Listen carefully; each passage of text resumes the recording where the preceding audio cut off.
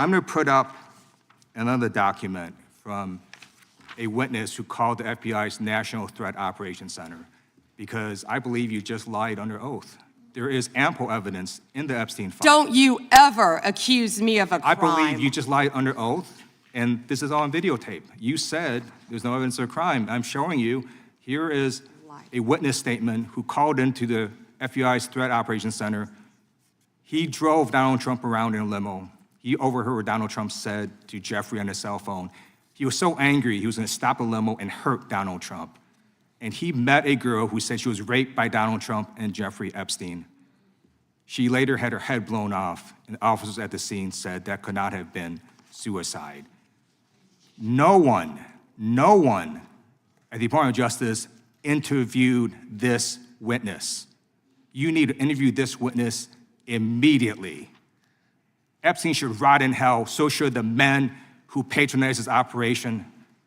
And as we say here today, there are over 1,000 sex trafficking victims, and you have not held a single man accountable. Shame on you. If you had any decency, you would resign right after this. This hearing goes from tense to completely explosive in a matter of seconds.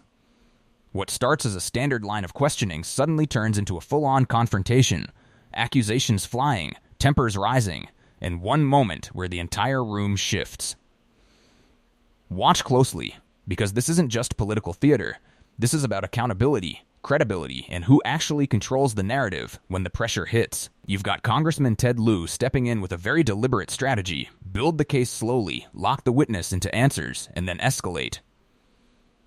On the other side, you've got Attorney General Pam Bondi, defensive, cautious, and clearly trying to avoid stepping into a trap. But here's the thing, the trap is already set. And once Lieu starts pulling the thread, it doesn't just unravel, it detonates. This is one of those hearings where the tone changes in real time. You can literally see the moment where it stops being controlled questioning and becomes a confrontation neither side can walk back from. Pay attention to how this begins, because the first clip lays the groundwork. It's structured, it's methodical, and it sets up everything that comes next. And then, it spirals. Thank you, Attorney General Bondi, for being here today. I'm going to show you two photos. Thank you. I'm going to show you two photos of former Prince Andrew. Prince Andrew attended various parties with Jeffrey Epstein. Under the law Congress passed, you were allowed to redact photos to protect the victims of Epstein's sex trafficking operation. You redacted the photos of this victim's face because you were following the congressional law. Is that correct?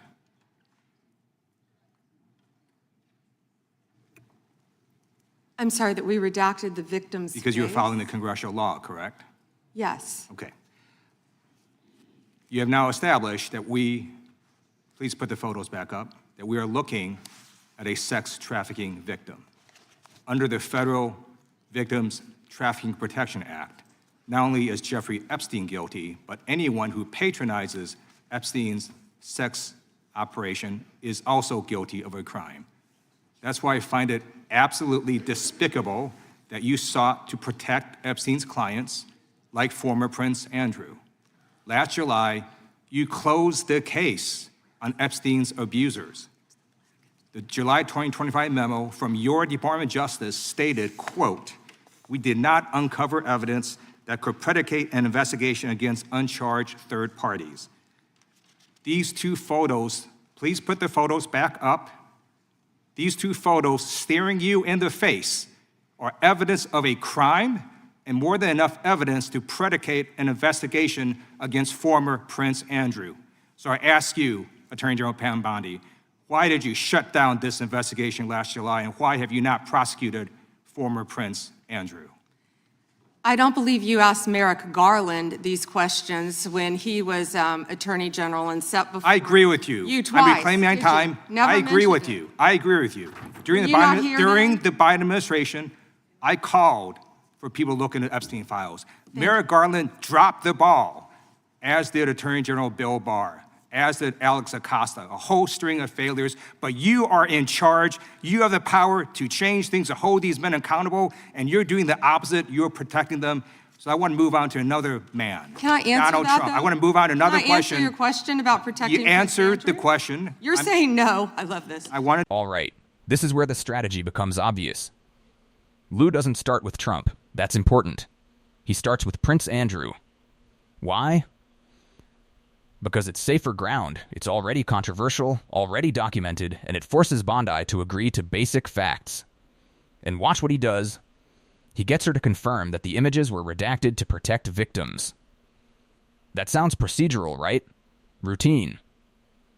But it's not, because once she agrees to that, he reframes the entire situation. Now those images aren't just photos, they're evidence tied to a sex trafficking victim. That's the pivot. From there, he escalates fast. He brings up the DOJ memo, the one saying there wasn't enough evidence to investigate third parties. And then he directly contradicts that claim, using the images she just acknowledged. That's not accidental. That's a setup. And this is where Bondi starts to lose control of the exchange. Notice her response. She doesn't directly engage with the evidence.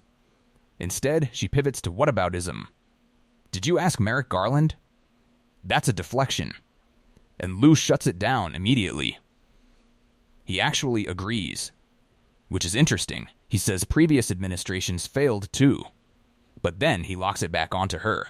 You are in charge. That line matters. Because it removes the escape hatch. No more blaming the past. No more shifting responsibility. Now it's personal. And from this point on, Bondi isn't steering anymore. She's reacting. Then it gets even tighter. Lieu cuts her off when she tries to respond. He controls the clock. He controls the direction. And most importantly, he controls the escalation. And now, he pivots to Trump. This is where everything changes. Because up until this point, it's been about Epstein broadly, Prince Andrew specifically. But bringing Trump into it raises the stakes immediately, politically, legally, and emotionally. And Bondi knows it. Watch her reaction. She doesn't engage with the question directly. She calls it ridiculous. She reframes it as an attack on Trump rather than a factual inquiry. That's not an answer. That's damage control. And Lieu sees it instantly. He cuts in, reclaims his time, and forces a yes or no position. Is there evidence or not? She says no. And that's the moment that sets up what's coming next. Because Lieu isn't done. Not even close. What he does next is where this hearing completely explodes. Okay. I'm going to put up another document from a witness who called the FBI's National Threat Operations Center because I believe you just lied under oath.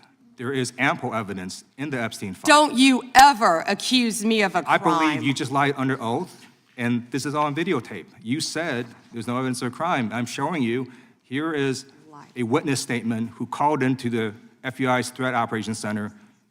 He drove Donald Trump around in a limo. He overheard what Donald Trump said to Jeffrey on his cell phone. He was so angry, he was going to stop a limo and hurt Donald Trump. And he met a girl who said she was raped by Donald Trump and Jeffrey Epstein. She later had her head blown off, and officers at the scene said that could not have been suicide. No one at the Department of Justice interviewed this witness. You need to interview this witness immediately. Epstein should rot in hell, so should the men who patronized his operation. And as we say here today, there are over 1,000 sex trafficking victims, and you have not held a single man accountable. Shame on you. If you had any decency, you would resign right after this hearing concludes. The gentleman has expired. May I respond? Yeah, I don't know how you respond. No one can. I did not can ask a respond. question, Ms. He Head. doesn't You're want allowed to talk to. about I did the not ask a horrific question. crime in California. He does not want to talk about I did not ask a crime question. in his She state. can't just Attorney ad-lib General. stuff. This, right here, is the breaking point. Lieu doesn't just challenge her answer.